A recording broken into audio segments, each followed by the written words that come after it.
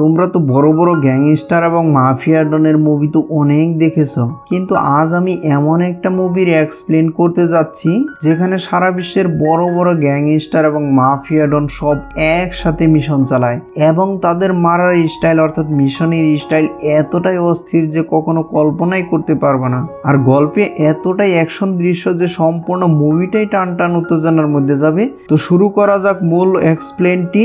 এই গল্পটি এজেন্ট 47 নামের এক হিটম্যানকে নিয়ে। আর এজেন্ট 47 হচ্ছে দ্য অর্গানাইজেশনের একটি অংশ। এই সংস্থা ছোটবেলা থেকেই শিশুদেরকে প্রশিক্ষণ দেয় মানুষকে হত্যা করার জন্য, তাই তারা তাদের প্রতিটি কাজেই দক্ষ করে দিলে, সেটা অপরাধ জগতের যে কাজই হোক, অস্ত্র চালানো বা গোলা বারুদ ব্যবহার, যে কোনো কাজই হোক, তাদের অত্যন্ত শক্তিশালী করে গড়ে তোলাই হচ্ছে তাদের একমাত্র লক্ষ্য। আর তাদের অফিসও খুবই উন্নত, কিন্তু এই অর্গানাইজেশন এতটাই গোপনীয় যে তাদের হেড অফিস কোথায় সেটা কেউ জানতে পারে না। তারা যে কোনো নড়ন্ত বস্তু দেখতে পায়, তাদের চোখে কেউ ধরা ছোঁয়ার বাইরে নয়, আর তাদের নিশানা কখনোই বিফলে যায় না। এই সংস্থার নির্দেশনায় প্রত্যেকটি জিনিসের প্রশিক্ষণ দেওয়া হয়। আর এই সংস্থাটি যে সকল শিশুদের নিয়ে কাজ করে, মূলত সেই শিশুদের কোনো পরিচয় থাকে না, তাই তাদের একটি কোড নাম দেওয়া হয়। এবং এই দলেরই একজন হচ্ছে এজেন্ট 47। সে এই অপারেশনের সবচেয়ে দক্ষ হিটম্যানদের একজন, কারণ সে কোনো কাজেই ভুল করে না। কিন্তু যখন তাকে একটি মিশন দেওয়া হয় তখন সে বুঝতে পারে যে তার বিরুদ্ধে একটি ষড়যন্ত্র করা হয়েছে। গল্পের শুরুতে আমরা অনেকগুলো শিশুকে দেখতে পাই যে ডাক্তাররা তাদের উপর বিভিন্ন ধরনের পরীক্ষা নিরীক্ষা চালাচ্ছে যাতে তাদের আরো শক্তিশালী করা যায়। তারা সাধারণ মানুষের চেয়ে অনেক বেশি শক্তিশালী হবে, আরো সূক্ষ্মভাবে সবকিছু দেখতে পাবে। আর শিশুদের মাথার পিছনে একটি বারকোড লাগানো হয় যা তাদের পরিচয় বহন করে। সময় কেটে যায়, আমরা একটি বড় বিল্ডিং দেখতে পারি। আর এটি হচ্ছে মাইক নামের এক ব্যক্তির ফ্ল্যাট। মাইক একজন ইন্টারপোলের এজেন্ট। সে তার রুমে প্রবেশ করে, তখন দেখে যে তার স্ত্রীকে কেউ হত্যা করেছে। তখন সে এজেন্ট 47 কে দেখতে পায়, সে তার দিকে বন্দুক তাক করে আছে। এজেন্ট 47 তাকে বলে যে আমি তোমাকে কিছু প্রশ্ন করব, যদি সঠিক উত্তর দাও তাহলে তুমি বাঁচতে পারবে। এরপর এজেন্ট 47 মাইককে জিজ্ঞেস করে যে তুমি কি মনে করো কখন একজন মানুষকে হত্যা করা উচিত? এরপর এজেন্ট 47 তার গল্প বলা শুরু করে। এখানে দৃশ্য ফ্ল্যাশব্যাকে আমরা দেখতে পাই যে 3 মাস আগের কাহিনী। আফ্রিকার একটি শহর হচ্ছে নাইজার।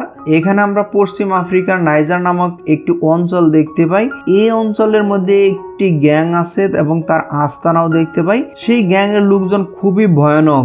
এই গ্যাং এর লোকজনই একজন লোককে ধরে নিয়ে আসে তাদের লিডারের কাছে এবং তাদের রুমে নিয়ে তাকে ঝুলিয়ে দেয়। আর এই লোকটি ছিল একটি গুপ্তচর যে বিভিন্ন ধরনের এজেন্সির হয়ে কাজ করত, আর সেখানে এসে ধরা পড়ে যায়।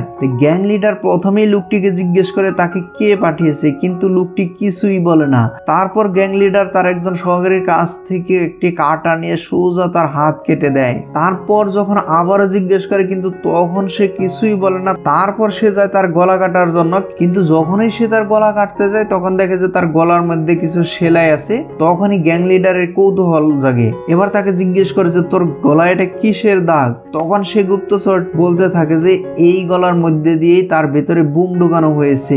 এই কথা শুনে গ্যাং লিডার সহ বাকিরা সবাই একদম হতবাক হয়ে যায় এবং সেখান থেকে সরে যাওয়ার জন্য চেষ্টা করে। ঠিক তখনই আমরা দেখতে পারি যে একজন লোক রিমোট নিয়ে দাঁড়িয়ে আছে। সে তার হেডফোনের মাধ্যমে সবকিছু শুনতেছে এবং কিছু বোঝার আগেই সে রিমোট চেপে সমস্ত গ্যাং সহ সবাইকে একদম তছনছ করে দেয়। তো বুঝতে পারছেন যে তাদের মিশন স্টাইলটা কিন্তু অস্থির লেভেলের। আর রিমোট হাতে যে লোকটি ছিল, এই লোকটি হচ্ছে এজেন্ট 47। মূলত সে এই গ্যাং লিডারকে অর্থাৎ গ্যাং এর আস্তানাকে ঘুরিয়ে দেওয়ার জন্য সে একটি কন্ট্রাক্ট নিয়েছিল। তার মিশন কমপ্লিট। তারপর সে সেখান থেকে হোটেলে চলে আসে। সে তার দরজার সামনে কার্পেটের নিচে কিছু মার্বেল রেখে দেয়। এবার রুমের মধ্যে ঢুকে সে একটি গ্রেনেডের পিন খুলে দরজার দুই পাশের কার্পেটের সাথে আটকে রাখে, যাতে বাইরে থেকে কেউ দরজা খোলার চেষ্টা করলে সেটি সাথে সাথে ব্লাস্ট হয়ে যায়। তারপর আমরা দেখতে পাই যে সে একজন মেয়ের সাথে কথা বলছে যার নাম হচ্ছে ডায়ানা। আর ডায়ানা হচ্ছে সে এজেন্টের একজন মুখপাত্র। সে এজেন্ট 47 কে বিভিন্ন ধরনের অর্ডার কনফার্ম করে এবং সে সেখানে একটা মাধ্যম হিসেবে কাজ করে। তবে ডায়ানা এবার তাকে নতুন একটা মিশনের কথা বলে এবং এই মিশনটা একটু স্পেশাল। স্পেশাল এবং বলে যে প্রেসিডেন্টকে তাকে এবার হত্যা করতে হবে, তবে হত্যার ধরনটা হবে একটু ভিন্ন রকম, তাকে জনসম্মুখেই হত্যা করতে হবে। এই কথা শোনার পর এজেন্ট 47 একটু ভাবে, তারপর সবকিছু সে বুঝিয়ে নেয়। কিন্তু অন্যদিকে দেখা যায় যে পশ্চিম আফ্রিকার নিজার নামক সেই দেশে এমন মারাত্মক স্টাইলে হত্যা করার কারণে সেখানে আমেরিকান সিকিউরিটির অফিসার মাইক চলে আসে, কারণ মাইক অনেক ভালো করেই জানে যে এই কাজ একমাত্র এজেন্ট 47 ছাড়া কেউই করতে পারবে না। এখানে আমরা জানতে পারি যে মাইকের পূর্বেও অনেক অফিসার তাকে ধরার জন্য চেষ্টা করেছে, কিন্তু কেউ সফল হতে পারে নাই। তাই অন্যান্য অফিসার এই মিশন থেকে সরে গিয়েছে। আর সেই সকল অফিসাররা মনে করতো যে তাকে কোনোদিনই হাতে নাতে ধরা সম্ভব নয়। তবে মাইক মনে করে যে একদিন না একদিন তাকে অবশ্যই সে ধরতে পারবে। তাই সে দেশের সেনাবাহিনীর একটি ক্যাম্পে যায় আর এজেন্ট 47 কে ধরার জন্য সে হেল্প চায়। তবে সেনাবাহিনীর মেজর জানায় যে দেখো ভাই, এটা তোমার দেশের সমস্যা। গত 30 বছর ধরে আমরা যেই গ্যাংকে মারতে পারিনি, এই হিটম্যান সেই গ্যাংকে উড়িয়ে দিয়েছে। এটা আমাদের দেশের জন্য অনেক ভালো করেছে। মানে সেই দেশের সেনাবাহিনীও তাকে কোনো ধরনের সহযোগিতা করতে পারবে না। অন্যদিকে আমরা এজেন্ট 47 কে একটি রুমে দেখতে পাই। সে ডায়নার সাথে এই মিশনের সকল কিছু বুঝে নিচ্ছে। তবে ডায়না তাকে জানায় যে প্রেসিডেন্টকে মারতে হলে অবশ্যই সকল মানুষের সামনে মারতে হবে, কারণ এই হত্যার যে অর্ডার দিছে তার চাহিদা এরকমই। তারপর সে এই হত্যাকাণ্ডের জন্য চলে যায়। সেখানে প্রেসিডেন্ট হাজার হাজার মানুষের সামনে বক্তৃতা দেওয়ার জন্য সামনের দিকে এগিয়ে যেতে শুরু করে এবং সে কঠিন প্রটোকলের মধ্যে দিয়ে এগিয়ে যেতে শুরু করে। তখন একজন সাংবাদিক আসে তাকে প্রশ্ন করার জন্য। যখনই প্রেসিডেন্ট সেই সাংবাদিকের প্রশ্ন করার জন্য দাঁড়িয়ে যায়, তখন দেখি যে একটি বুলেট প্রেসিডেন্টের মাথার খুলি একদম উড়িয়ে দেয়। এই স্নাইপার শটটা নিয়েছে এজেন্ট 47 সে নিজেই, এবং শটটি নেওয়া হয় 3 কিলোমিটার দূরের একটি বিল্ডিং এর উপর থেকে। তারপর এজেন্ট 47 সেই বিল্ডিং কেও ব্লাস্ট করে দেয় এবং সেখান থেকে নেমে আসে, যাতে কেউ সন্দেহ করতে না পারে যে স্নাইপার এখনো বেঁচে আছে। সবাই মনে করবে যে স্নাইপার সেই বিল্ডিং এই ব্লাস্টের কারণে মরে গেছে। তারপর সে হোটেলে ফিরে যাচ্ছিল। এই সময় তার ফোনে ডায়নার কাছ থেকে একটি মেসেজ আসে। সে দ্রুত তাকে বাসায় গিয়ে ডায়নার সাথে যোগাযোগ করে জানতে পারে যে কেউ একজন তাকে হত্যাকাণ্ড ঘটাতে দেখে ফেলেছে, এবং ডায়না তাকে একটি মেয়ের ছবিও পাঠায়। সে বলে যে প্রেসিডেন্টকে মারার সময় এবং বের হওয়ার সময় এই মেয়ে তোমাকে দেখে ফেলেছে। তাই এখন কাজ হবে এই মেয়েকেও তোমাকে খুঁজে বের করে তাকেও শেষ করে দেওয়া, তা না হয় আমাদের এই এজেন্সির সকল তথ্য ফাঁস হয়ে যাবে। তখন এই মেয়েটির পুরো ডিটেলস খুঁজে বের করে এবং তাকেও মারার জন্য চলে যায়। যখনই এজেন্ট 47 সেই মেয়েটিকে মারতে যাবে, ঠিক তখনই একজন লোক তার সামনে এসে দাঁড়ায় এবং সেই লোকের মাথার খুলি স্নাইপার শটে উড়ে যায়। আর এই শটটা নিয়েছিল আর একজন স্নাইপার, যে অনেক দূরে বিল্ডিং থেকে নিয়েছিল।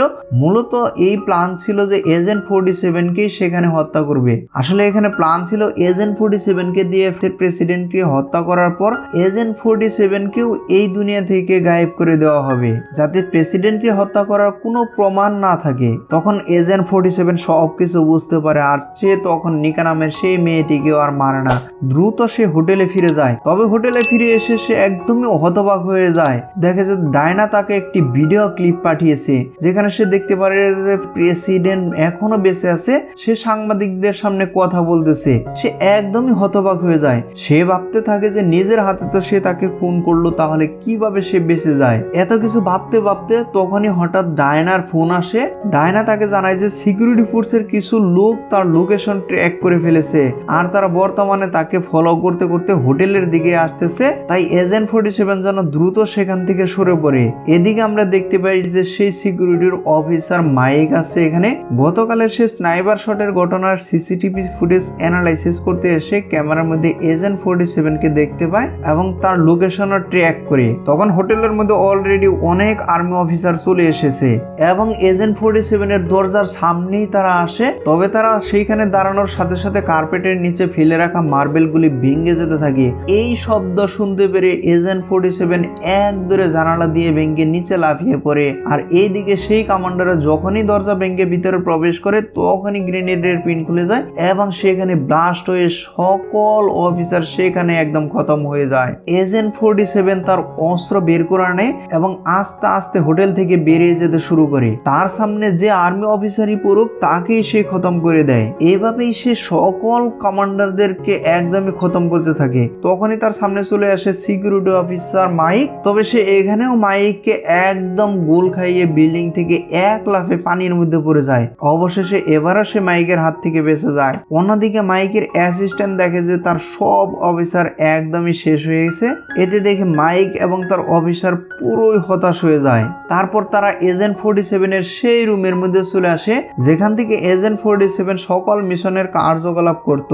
সেখানে এসে আগে তারা দ্রুত এজেন্ট 47 এর ল্যাপটপটি খোলার চেষ্টা করে, কিন্তু দেখতে পারে যে ল্যাপটপটি নষ্ট করে ফেলা হয়েছে। তারপর তারা একটি বক্স দেখতে পায়। এই বক্স খোলার সাথে সাথে সে বিভিন্ন ধরনের গিয়ার দেখতে পায় আর মাইক সেই বক্স থেকে ছোট একটি ওয়্যারলেস তার সাথে নিয়ে নেয়। এরপর সেখানে চলে আসে ইন্টারপোলের আরেক অফিসার যার নাম হচ্ছে মার্কভ। সেখানে এসে ইন্টারপোলের এই অফিসার মার্কভ জানায় যে সামান্য একটা হিটম্যানকে ধরতে পারো না, তাহলে তোমরা বড় বড় মিশন কিভাবে সাকসেস হবে। যাই হোক, ইন্টারপোলের অফিসার মার্কভকে মাইকের কাছে খুবই সুবিধার মনে হয় না, তাই সে এজেন্ট 47 এর লাগেজ থেকে যে ওয়্যারলেস এনেছিল সেই ওয়্যারলেস মাইক্রোফোনটা বের করে নেয় এবং তাকে কথার মাধ্যমে ব্যস্ত রাখার সাথে সাথে তার জামার কালার মধ্যে একটি মাইক্রোফোন বসিয়ে দেয়। অন্যদিকে আমরা এজেন্ট 47 কে দেখতে পাই সে এই হোটেল থেকে পালিয়ে সরাসরি চলে আসে মেয়ে নিকার কাছে।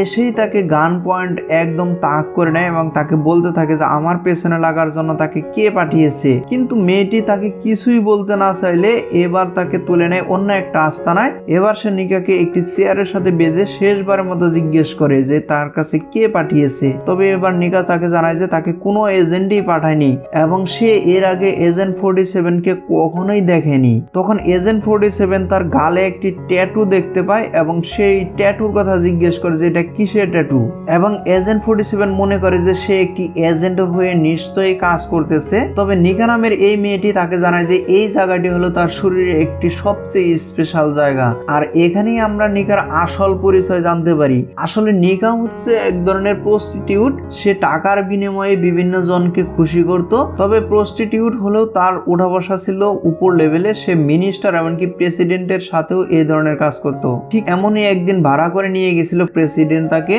তবে প্রেসিডেন্ট ছিল বিকৃত মস্তিষ্কের। সে তার সাথে অন্য কিছু না করে তার সমস্ত শরীর উলঙ্গ করে তাকে অত্যাচার করত এবং তাকে বিভিন্ন জায়গায় প্রহার করত। আর প্রেসিডেন্ট তার সমস্ত জায়গায় আঘাত করলেও তার মুখের এই জায়গাটিতে সে কখনোই আঘাত করেনি, তাই সে এই জায়গার স্মরণে এইখানে ট্যাটু করেছে। নিকার এই কথাগুলো শুনে এজেন্ট 47 এর কিছুটা মায়া হয়, তখন সে তাকে আর মারে না। অন্যদিকে আমরা এফবিআই অফিসে দেখতে পাই যে তারা এবার উঠে পড়ে লেগেছে এজেন্ট 47 কে যেভাবেই হোক ধরতে হবে। এজেন্ট 47 নিকাকে নিয়ে একটি স্টেশনে আসে তাকে সেফ এক্সিট দেওয়ার জন্য। তবে ঠিক ওই স্টেশনে সেদিন এফবিআই এর অফিসারের মাইক সহ ইন্টারপোলের অফিসার মার্ক ও তার লোকজন উপস্থিত ছিল এজেন্ট 47 কে ধরার জন্য। কিন্তু এজেন্ট 47 তো একদমই সহজ না। সে স্টেশনে পা রাখার সাথে সাথে সব কিছু বুঝতে পারে এবং সে সেখান থেকে চলে যায়। আর এদিকে দুই অফিসার মিলে বুঝতেও পারেনি যে তাদের নাকের ডগার সামনে দিয়ে এজেন্ট 47 কোথায় হাওয়া হয়ে গেল। তখন তারা দ্রুত সবাই খুঁজতে শুরু করে। এভাবে খুঁজতে খুঁজতে তারা এসে পড়ে একটি স্টেশনের বাংকারের নিচে। তবে এখানে আগে থেকেই লুকিয়ে ছিল সেই স্নাইপার যে এজেন্ট 47 কে মারার জন্য সেই দিন স্নাইপার শট নিয়েছিল। এজেন্ট 47 তাকে দেখতে পেয়ে এবং তাকে চিনে যায়। তখনই তাকে শুট করে তার হাত থেকে সেই গানটি ফেলে দেয়।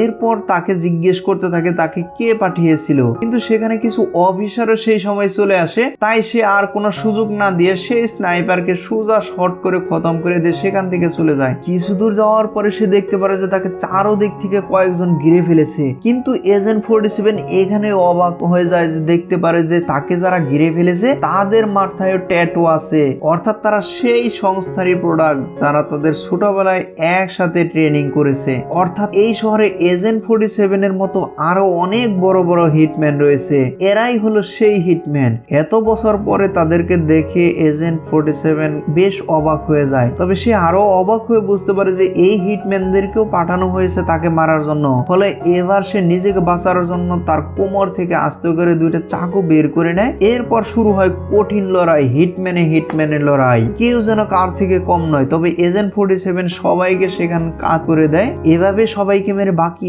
একজনকে ধরে তার গলায় সে রচি পেঁচিয়ে ধরে একদম শ্বাসরোধ করে এবং তাকেও শেষমেশ মেরে ফেলে। ওই মুহূর্তে তার সামনে চলে আসে এফবিআই অফিসার মাইকের একজন অ্যাসিস্ট্যান্ট, যার নাম হচ্ছে জেন। সে এসেই এজেন্ট 47 এর দিকে গান তাক করে তাকে সারেন্ডার করতে বলে, কিন্তু সে তো জানে না যে কার দিকে সে গান তাক করেছে। এজেন্ট 47 তাকে এক শট দিয়ে তার হাত ফুটো করে দেয়। তারপর সে তার গান নিয়ে তার এজেন্টকেও সে বন্দি করে দেয়। ওই সময় চলে আসে এফবিআই অফিসার মাইক। সে দেখতে পারে যে তার অ্যাসিস্ট্যান্ট এজেন্ট 47 এর হাতে বন্দি। তাই এফবিআই অফিসার তাকে বাঁচাতে নিজেও সারেন্ডার করে এবং তার গান নামিয়ে নিতে বাধ্য হয়, কারণ এজেন্ট 47 এর সাথে কোন রকম চালাকি করলে বোঝাই যায় যে সেখানে কি হতে পারে। তখন এজেন্ট 47 সেখান থেকে চলে যাওয়ার আগে মাইকের বুকেও শর্ট করে দেয় আর সেখান থেকে নিকাকেও নিয়ে সরে যায়। এখানেই দৃশ্য পরিবর্তন হয়। আমরা দেখতে পাই যে এফবিআই অফিসার মাইক এখনো বেঁচে আছে। আসলে তার শরীরে বুলেট প্রুফ ড্রেস ছিল, সেই কারণে সে এই যাত্রায় প্রাণে বেঁচে যায়।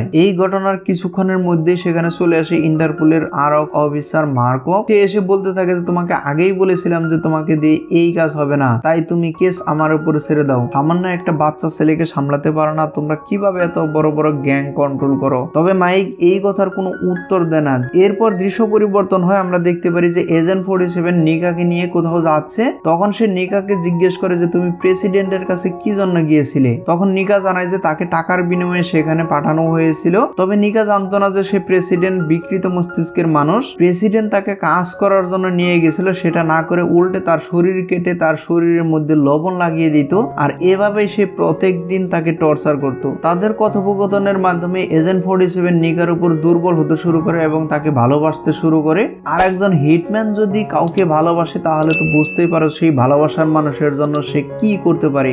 এবার সে প্রেসিডেন্টকে মারার জন্য একদম মরিয়া হয়ে পড়ে, কারণ আগের বার সে গিয়েছিল টাকার জন্য, আর এবার সে প্রেসিডেন্টকে মারবে তার ভালোবাসার মানুষের জন্য। তবে প্রেসিডেন্টের কাছে পৌঁছাতে তাকে বেশ কয়েকটা গ্যাংস্টারের সামনে তাকে মোকাবেলা করতে হবে। তাই সে তার নতুন প্ল্যান বানাতে থাকে। সেই গাড়ির মধ্যে সে নিজের পরিচয় নিকাকে না জানিয়ে ক্লাবে নিয়ে যায় এবং কিছু ভালো সময় কাটাতে থাকে।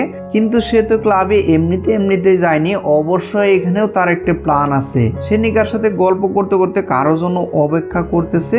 ওই সময় একজন ওয়েটার তার পাশ দিয়ে ওয়াইনের গ্লাস নিয়ে যাওয়ার সময় সে কোনো কথা ছাড়াই সেটা তুলে নেয়। তখন ওয়েটার তাকে জানায় যে সরি স্যার, এটা পাশের গেস্টের জন্য। তখন এজেন্ট 47 কিছু না বলেই গ্লাসটি আবার ফিরিয়ে দেয়। তখন আমরা দেখতে পারি যে এজেন্ট 47 আসলে সেই ওয়াইনের মধ্যে কিছু একটা মিশিয়ে দিয়েছে। আর ওয়েটার যখন সেই ওয়াইন নিয়ে অন্য গ্যাংস্টারের কাছে আসে, আর সেই ওয়েটার ওই ওয়াইন নিয়ে যায় ও গ্যাংস্টারের কাছে। আসলে এই গ্যাংস্টারকে ধরতে পারলেই সে প্রেসিডেন্ট পর্যন্ত পৌঁছাতে পারবে। কিছুক্ষণের মধ্যে সেই গ্যাংস্টার ওয়াইন খাওয়ার জন্য তার গলার ব্যথা শুরু হয়ে যায়। তাই সে নিজেকে ফ্রেশ করার জন্য ওয়াশরুমে চলে যায়। ওই সময় এজেন্ট 47 উঠে সেই ওয়াশরুমের দিকে যেতে থাকে। তবে ওয়াশরুমের সামনে সেই গ্যাংস্টারের ভয়ানক সব বডিগার্ডও থাকে। ওয়াশরুমে ঢোকার আগেই সেই বডিগার্ডগুলো এজেন্ট 47কে পুরো তল্লাশি করে নেয়। এরপর তাকে ভেতরে যাওয়ার পারমিশন দেয়। তারপর সে পাশের একটি ওয়াশরুমের মধ্যে ঢুকে যায়, আর সেইখানে তার গানটা লুকিয়ে রেখেছিল। আর সেই গানটি বের করে নিয়ে তাকে একটি সাইলেন্সারে লাগিয়ে নেয় এবং তার হাতে একটি সিরিঞ্জও দেখা যায়। এরপর সে সাইলেন্সার লাগানো গান দিয়ে বাইরে দাঁড়িয়ে থাকা সেই গ্যাংস্টারের বডিগার্ডগুলোকে উড়িয়ে দেয়। তারপর সেই গ্যাংস্টারের ঘাড়ের মধ্যে সেই ইনজেকশন ভরে দেয়। এই ইনজেকশনের মধ্যেই ছিল কড়া লেভেলের বিষ। ইনজেকশন ঢুকিয়ে দিয়ে সে গ্যাংস্টারকে জিজ্ঞেস করে যে বল প্রেসিডেন্টের কাছে কিভাবে আমি পৌঁছাতে পারবো। তখন সেই লোকটি বলে যে প্রেসিডেন্টের কাছে পৌঁছাতে হলে প্রেসিডেন্টের ছোট ভাই হেনরি ভেলিকাপের কাছে অবশ্যই তাকে পৌঁছাইতে হবে, কারণ তার ছোট ভাই ছাড়া প্রেসিডেন্টের কাছে একটা পোনাও বেচতে পারে না। কারণ প্রেসিডেন্টের চারপাশে 24 ঘন্টা হাই প্রোটোকল সিকিউরিটি থাকে।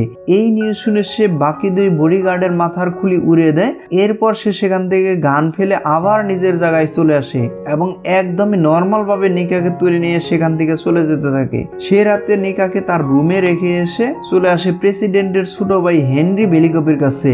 এখানে সে দেখতে পারে যে তার প্রেসিডেন্টের ছোট ভাই মজায় মস্তিতে ব্যস্ত আছে। মানে বুঝতেই পারছেন তো প্রেসিডেন্টের ছোট ভাই, তার যা ইচ্ছা সে সেটাই করতে পারে। সে গেটে ঢোকার আগে সিকিউরিটিরা তাকে বাধা দিলে সে জানায় যে প্রেসিডেন্টের ভাইয়ের সাথে সে অস্ত্র ব্যবসা করার জন্য আসছে। তখন সিকিউরিটি তাকে চেক করে ভিতরে যাওয়ার অনুমতি দেয়। এজেন্ট 47 ভিতরে যেয়ে হেনরিকে জানায় যে সে তার সাথে অস্ত্রের ব্যবসা করতে চায়। হেনরি তার কাছ থেকে অস্ত্রগুলো দেখতে চায়। এটা শুনে এজেন্ট 47 তার ব্যাগ থেকে সেই অস্ত্রগুলো বের করে এনে টেবিলে সাজাতে থাকে। আর হেনরি এই অস্ত্রগুলো দেখে বলতে থাকে যে এগুলো তো সবই চাইনিজ আর খেলনা মাল। তাই হেনরি তাকে জানিয়ে দেয় যে এই সকল ছোটখাটো মেশিন দিয়ে কিছুই হবে না, যদি বড় অস্ত্র থাকে বা মেশিন গান থাকে তাহলে সে যেন সেটাকে দেখায়, আর সেটা যদি না দেখাতে পারে তাহলে সেখান থেকে সে যেন চলে যায়। কিন্তু বেচারা তো জানা না যায় এই হিটম্যান এসেছে তাকে মেরে ফেলতে। হেনরির এই কথা শুনে এজেন্ট 47 জানায় যে মেশিন চায়না হোক বা খেলনা হোক সেটা বড় কথা নয়, মেশিনটা কার হাতে রয়েছে সেটাই হচ্ছে বড় কথা। চালাতে জানলে খেলনা মেশিন দিয়েও মানুষ টপকে দেওয়া সম্ভব। এই কথা বলার সাথে সাথে সে 2টা মেশিন গান হাতে তুলে নেয় আর সাথে সাথে ফায়ার করতে শুরু করে, সকল ছেলেবেলাকে একদমই উড়িয়ে দেয়। আর মুভির এই অ্যাকশন দৃশ্যের সিনটা ছিল একদমই দেখার মতো। কয়েক মিনিটের মধ্যে হেনরির সকল বডিগার্ডকে সে মেরে ফেলে। এরপর সে হেনরিকে ধরে। এজেন্ট 47 এর এমন মারাত্মক কাহিনী দেখে এবার হেনরি তাকে জিজ্ঞেস করতে থাকে যে ভাইয়া তোমার নাম কি? তখন এজেন্ট 47 তার কোড দেখায় এবং তার নাম জানায় যে তার নাম হচ্ছে এজেন্ট 47। এবার সে নিজের পরিচয় দিতে বলতে থাকে যে তোর ভাই প্রেসিডেন্ট বেলিকপকে আমি কোথায় পাবো?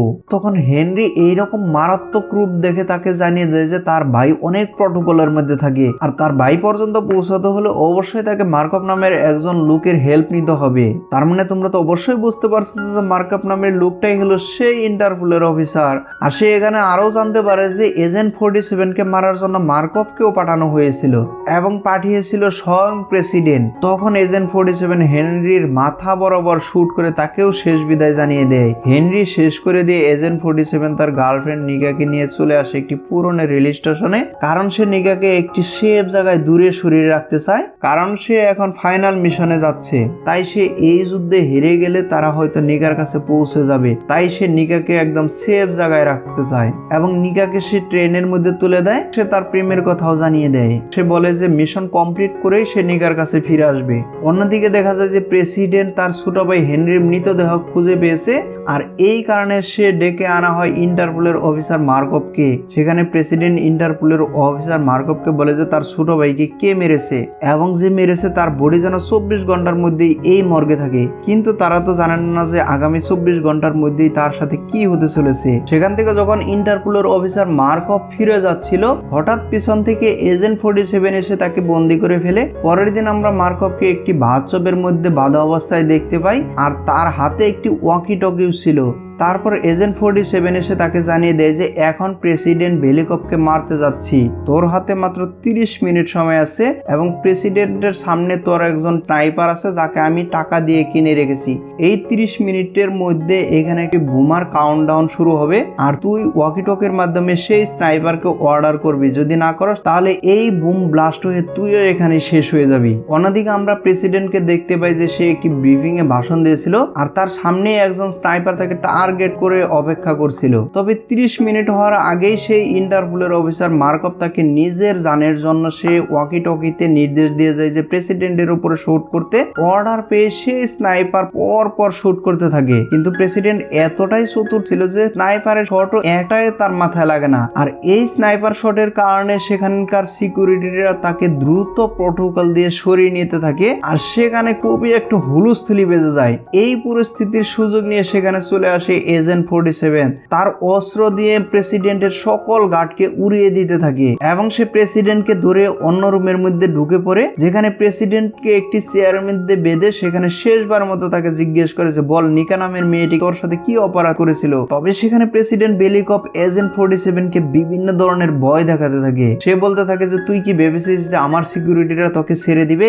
তারা এসে এমন ব্যবস্থা করবে যে ভবিষ্যতে কেউ তোর মতো হিটম্যান হওয়ার আগে 10 বার ভাববে। এই কথা শুনতে শুনতেই এজেন্ট 47 কোনো কথা ছাড়াই হঠাৎ প্রেসিডেন্টের মাথা বরাবর শুট করে দেয়, আর সে সেই জায়গা থেকে না পালিয়ে একদম মোট নিয়ে সে সেখানে একটা চেয়ারের মধ্যে বসে থাকে এবং মনে হয় সে কারোর জন্য অপেক্ষা করতেছে। ঠিক ওই সময় সেখানে এফবিআই এর অফিসার মাইক তার কমান্ডো টিম নিয়ে রুমে ঢুকে পড়ে এবং কোনো রকম প্রতিক্রিয়া ছাড়াই সে এজেন্ট 47 কে আটক করতে সক্ষম হয়। তখন মাইক এজেন্ট 47 কে বলতে থাকে যে আমি তো তোমাকে বলেছিলাম যে একদিন না একদিন তোমাকে অবশ্যই আমি ধরে ফেলবো। কিন্তু মাইকের মনে একটু প্রশ্ন জাগে যে এজেন্ট 47 কি কারণে এত সহজেই ধরা দিল? সে তো এত সহজে ধরা দেওয়ার কথা না। আসল কাহিনী তো এক পরেই দেখবো। আমরা নিকাকে দেখতে পাই, তবে অন্য এক বিল্ডিং এর উপরে আমরা আরো একজন হিটম্যানকে দেখতে পাই যে নিকার দিকে স্নাইপার তাক করে রেখেছে, আর এই হিটম্যানও দেখতে হুবহু একদম এজেন্ট 47 এর মতোই। আর এই হিটম্যানের সামনে আরো একজন হিটম্যানের মৃতদেহ পড়ে আছিল। এই মুভিটি এখানে শেষ হয়। এখন প্রশ্ন হচ্ছে এই হিটম্যানের পাশে মরে থাকা হিটম্যানটি আসলে কে? আর সে হিটম্যান কি তার স্নাইপার দিয়ে নিকাকেও শুট করেছিল? এই সকল প্রশ্নের উত্তর আমরা জানবো এই মুভির দ্বিতীয় পর্বে। এই মুভির দ্বিতীয় পর্বটাও অনেক অস্থির লেভেলের হবে এবং খুব তাড়াতাড়ি এই মুভির দ্বিতীয় পর্বটাও আমি আমার চ্যানেলে প্রকাশ করব। ভিডিওটি ভালো লাগলে অবশ্যই ভিডিওটিতে একটি লাইক কমেন্ট করে এবং চ্যানেলটি সাবস্ক্রাইব করে না থাকলে অবশ্যই চ্যানেলটি সাবস্ক্রাইব করে পাশে থাকা বেল আইকনটি প্রেস করে রাখবেন। আর খুব শীঘ্রই আমি এই হিটম্যানের দ্বিতীয় পর্বের ভিডিও নিয়ে আসতেছি। সে পর্যন্ত সবাই ভালো থাকবেন। Bye bye, take care.